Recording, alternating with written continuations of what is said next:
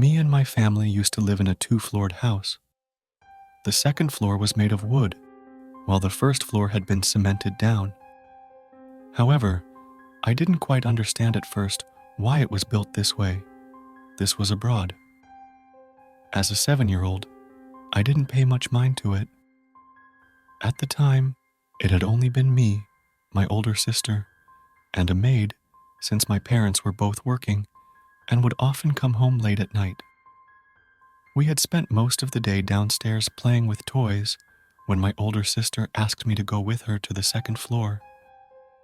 We had never been up there because our parents had given specific instructions not to venture upstairs without them. But knowing my stubborn sister and her curiosity, she would go up there with or without me. I was reluctant at first, since I was the scaredy cat out of both of us, but she eventually persuaded me. Our maid was busy washing dishes at the time and didn't notice that we had left the living room to head up to the second floor. As we ascended, the floors were already creaking, and you could smell that it was old. When we saw the second floor, it looked like time had stopped, and we were in a different period. The second floor seemed untouched.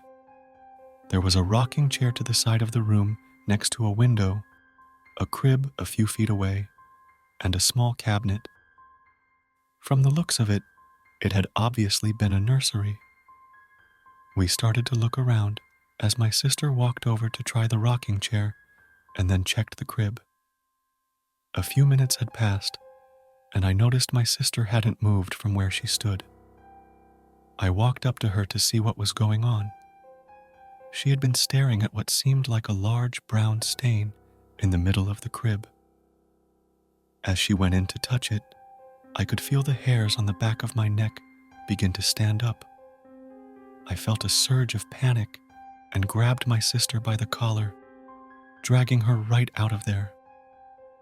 I didn't know what it was that made me make a run for it while dragging my sister with me, but something about the crib made me feel incredibly off, and it only heightened when my sister went to touch it.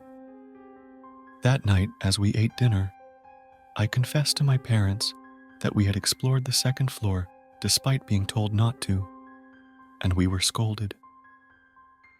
After everything had calmed down, I asked my mom why we were prohibited from being up there, since we were only going to live in the house for a couple of months before moving to our permanent home. We asked the owner the following day over the phone.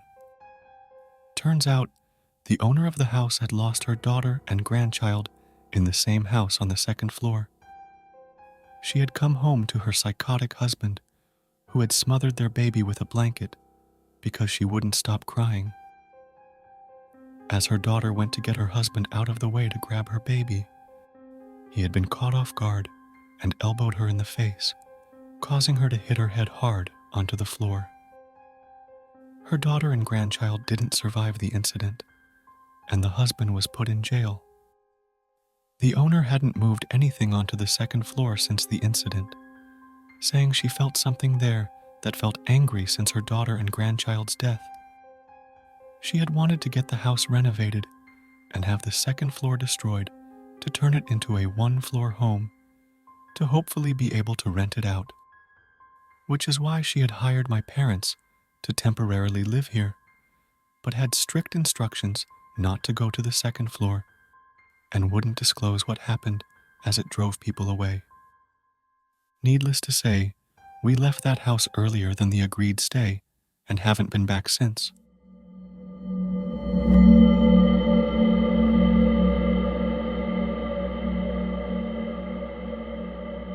I am 16 years old, but I've moved 3 times already, yet I still remember what happened when I was 5 years old. When my mom put me to bed and turned off the light, I saw a tall figure with a top hat, and the worst part was the red eyes. Every time I saw the eyes and the man, I would let out an ear-piercing scream, and my mom would come in scared, seeing me crying and pointing at the corner. She would roll her eyes, put me in her bed, and we would have a blast watching scary movies and action movies. I didn't mind the scary movies. It's just that every time I saw that man, I would let out a scream until it got to the point where my mom just let me sleep in her room. Fast forward, my mom got kicked out of the house for smoking weed.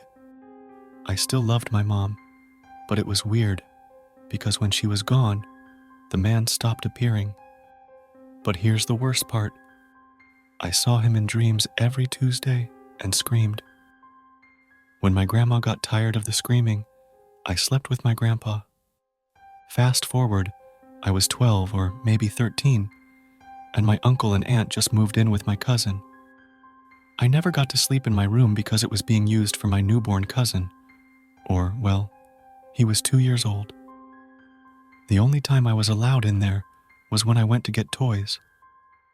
But when I slept either downstairs in the basement or upstairs on the floor with my grandpa, I would always get a girl with huge fangs and black eyes.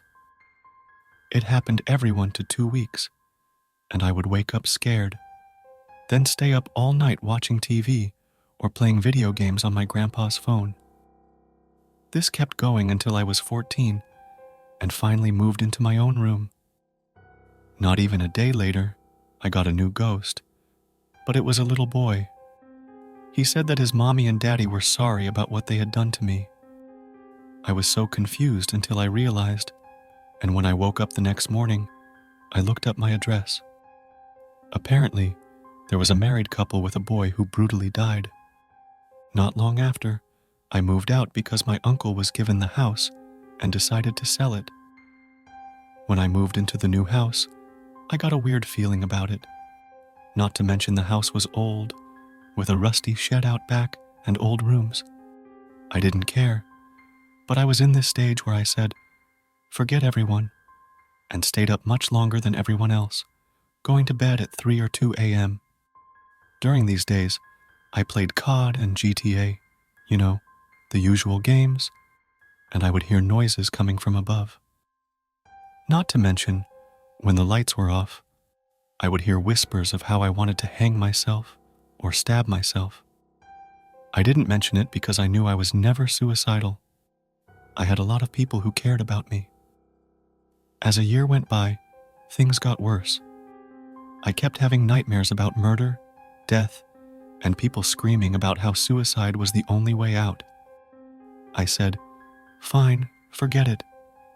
And then I pulled the same thing at the old house and looked up the history of the house.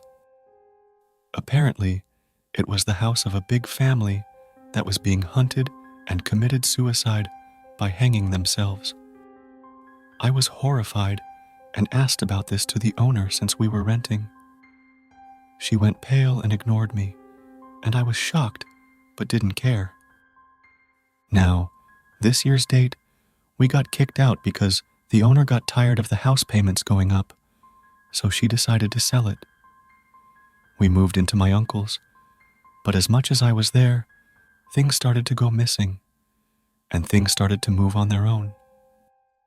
I asked my aunt about it, and they knew about it and named the ghost.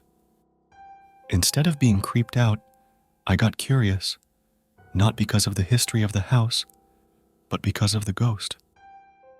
At this point, I wanted to be friendly to the dead. When I have dreams of ghosts that usually scare people, instead, I talk to them.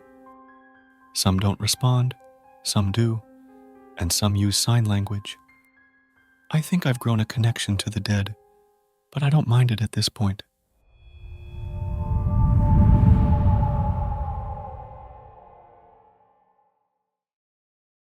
I moved into an apartment about a year ago with my partner, me, and our 1-year-old daughter.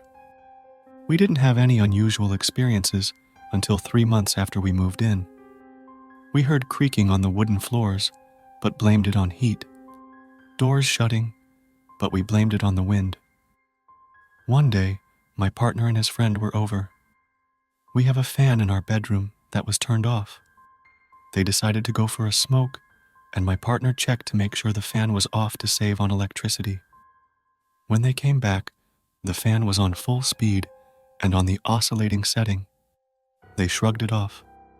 The second time, my partner and I were getting ready for bed. I was in bed on my phone, and he went to the kitchen to take some medication. Suddenly, there was a loud bang on the floor. He ran in and said, "Did you hear that?" I asked, "What did you drop? You're going to wake our daughter." He replied, "A knife literally flew off the counter to the other side of the kitchen." We both ran in, and the knife was just there on the other side. My partner had a lot of paranormal experiences in his childhood home, but nothing since we moved here. That same night, I had a dream of two shadow spirits trying to move me out of the apartment. I told them to leave, but they wouldn't. They tried to hurt me, and I woke up and checked the baby monitor. My daughter was fine. I went back to sleep and had the same dream. My eyes were on the monitor, staring at it. There were two shadow spirits, a teenage boy and a little girl. The boy kept reaching into my daughter's crib. I said, "Don't you dare touch her," and he kept pulling his hand away and putting it back in. When he finally touched her, I woke up, and my daughter was screaming. My partner and I went to her, fed her, and she was fine. That morning, we found the baby monitor was disconnected. When it runs out of charge, it makes an alarm sound, but we didn't hear anything. We checked the camera on my phone and saw she woke up multiple times, screaming and staring at the wall where the shadow stood. Since then, multiple things have happened. Orbs caught on camera, shadows walking around her room and crib, flashing lights on the camera, and her building blocks being messed with. One day, my daughter and I fell asleep on the sofa. My mother was coming from London and told me to watch for an Amazon parcel. While I was asleep, I dreamt of going to the lobby to get the parcel. A woman I had never seen before came next to me and said, "If you want to see him, go to floor 6. I asked, "See who?" She replied, "If you want to see the demon, go to floor 6. I immediately woke up to the doorbell ringing. It was my mother waiting for me to open the door. The strange occurrences continued, especially in my daughter's room. We contacted our local church for a house blessing. We learned that the apartment blocks were built on what used to be a massive church and several graveyards from the 17th and the 19th century, one of which is still there at the top of the gardens by the shops. After the house blessing, we still experienced some odd things, like the building blocks being played with, but it was mostly quiet. Until the past couple of weeks, when the apartment still felt like it had something here. It started again with creaking, things falling on the floor, and the front door handle being messed with. Thanks for watching our video. Have you ever had a really scary experience? We want to hear about it. You can tell us in 2 ways. Option 1 is, write down what happened and email it to us. The email address is in the description below. We're excited to read your story and learn all about what happened. And the second option is, record your story using your phone's recording feature. Make sure the sound is good, with no background noise. We want to make sure everyone can hear your scary story clearly. Pick whichever option works best for you, and let's explore your spooky experiences together. We're looking forward to hearing from you. And if you liked this video, give it a thumbs up and subscribe to our channel.